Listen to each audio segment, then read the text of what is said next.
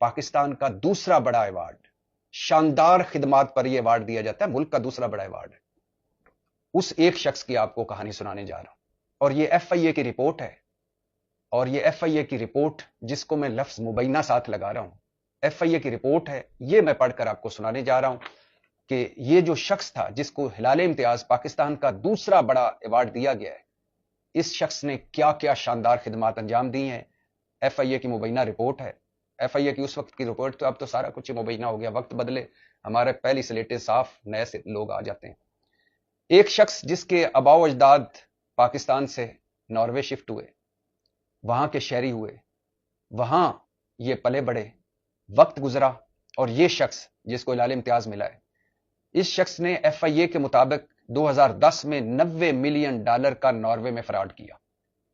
2014 میں $12 ملین کا سوئٹزرلینڈ میں فراڈ کیا، اور پھر تقریباً 9.5 ملین ترک لیرا کا ترکی میں فراڈ کیا۔ اس پر کم سن بچوں کی سمگلنگ کا الزام بھی لگا۔ گھانا میں $510 ملین کا ایک مشکوک معاہدہ بھی اس کے حصے میں آیا۔ یہ شخص کالے دھن کا بادشاہ کہلایا، ایف آئی اے کہہ رہی ہے۔ اور یورپ سے پھر جب یورپ کی لا انفورسمنٹ ایجنسیاں یا محکمے یا ادارے اس کے پیچھے لگے تو یہ بھاگ کر ایک خلیجی ملک میں آ گیا، یہاں اپنا سارا کالا دھن اکٹھا کیا، یہاں جائیدادیں خریدی۔ ایک پاکستانی ماڈل جو اداکارہ بھی تھی، اس سے اس نے شادی کی، دونوں کی 2 بیٹیاں ہوئیں، پھر دونوں میں تعلقات خراب ہوئے، پھر اس ماڈل نے، اداکارہ نے اپنی بیٹیوں کے لیے اور جائیداد کے لیے اس پر پاکستان میں مقدمہ کیا، اور پھر 16 بیٹیوں کا بھی مقدمہ چلا اور 16 ارب کا مبینہ فراڈ پر بھی تحقیقات شروع ہوئی۔ یہاں پاکستان میں مقدمہ ہوا، پھر پاکستان میں یہ مفرور بھی ہوا۔ ایف آئی اے نے اسے اشتہاری ڈکلیئر کر کے ریڈ وارنٹ جاری کیے، انٹرپول سے رابطہ کیا گرفتاری کے لیے۔ ایف آئی اے لاہور کے سربراہ ڈاکٹر رضوان نے کارروائی شروع کی تھی۔ یہ ڈاکٹر رضوان وہی ہیں جنہوں نے شوگر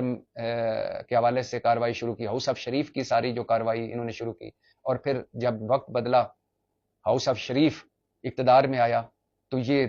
ذہنی اور جسمانی اور دلی دباؤ برداشت نہ کر سکا اور اسے ہارٹ اٹیک ہوا اور یہ فوت ہو گیا ڈاکٹر رضوان۔ اور ڈاکٹر رضوان وہی ہے جو جس کے بارے میں مبینہ طور پہ کہا جاتا ہے کہ ایک بار جب یہ حمزہ شہباز کے کر رہا تھا ان سے انویسٹیگیٹ، تو حمزہ شہباز نے اسے کہا ڈاکٹر صاحب وقت بدلنے میں دیر نہیں لگتی۔ ڈاکٹر صاحب نے کہا کہ ہاں واقعی دیر نہیں لگتی، اور پھر وقت بدلا۔ جس دن حمزہ شہباز پر فرد جرم عائد ہونی تھی، جس دن شہباز شریف پر فرد جرم عائد ہونی تھی، اس دن شہباز شریف وزیر اعظم بن گیا اور حمزہ شہباز وزیر اعلیٰ بن گیا، اور ڈاکٹر رضوان جو تھا وہ دل پہ لے گیا یہ سارا کچھ، کہ پتہ نہیں میرے ساتھ کیا ہوگا، اور اس جہان سے چلا گیا۔ خیر، ڈاکٹر رضوان نے اس شخص کے خلاف کارروائی شروع کی، اس شخص کا نام ای سی ایل میں ڈال دیا گیا، پھر 4 رکنی جی آئی ٹی بنی کہ عرب ملک جس میں یہ شخص رہ رہا تھا اس ملک سے بات چیت کی جائے تاکہ اسے ہمارے حوالے کیا جائے۔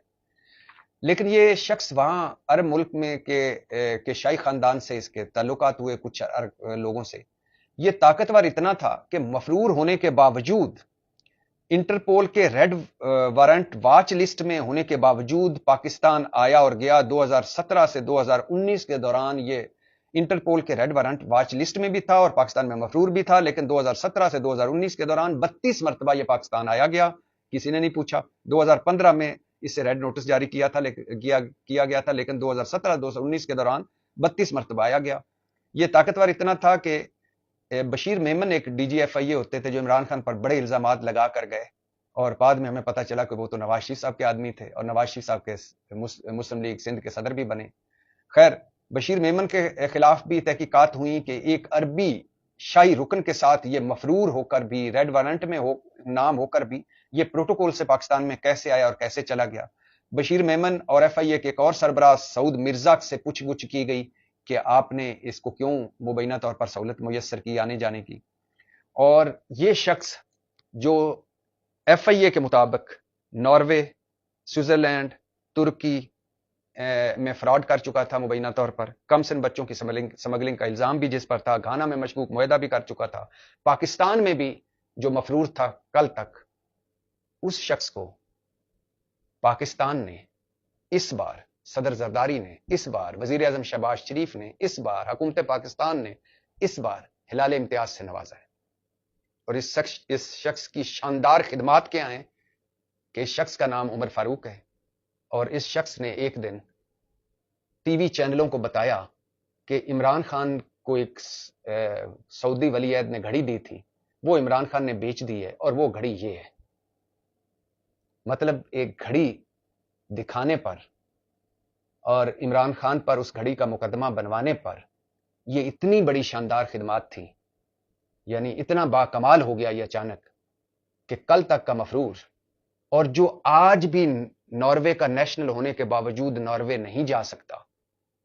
اس شخص کو ہم نے ملک کا دوسرا بڑا ایوارڈ دیا ہے، اور اس کا نام ہے ہلال امتیاز. اب سوچئے، آج اگر قائد اعظم صاحب ہوتے تو یقیناً خوش ہوتے شہباز شریف اور صدر زرداری پر. علامہ اقبال ہوتے تو وہ کہتے کہ میرے بچوں میں نے اس لیے یہ خواب دیکھا تھا.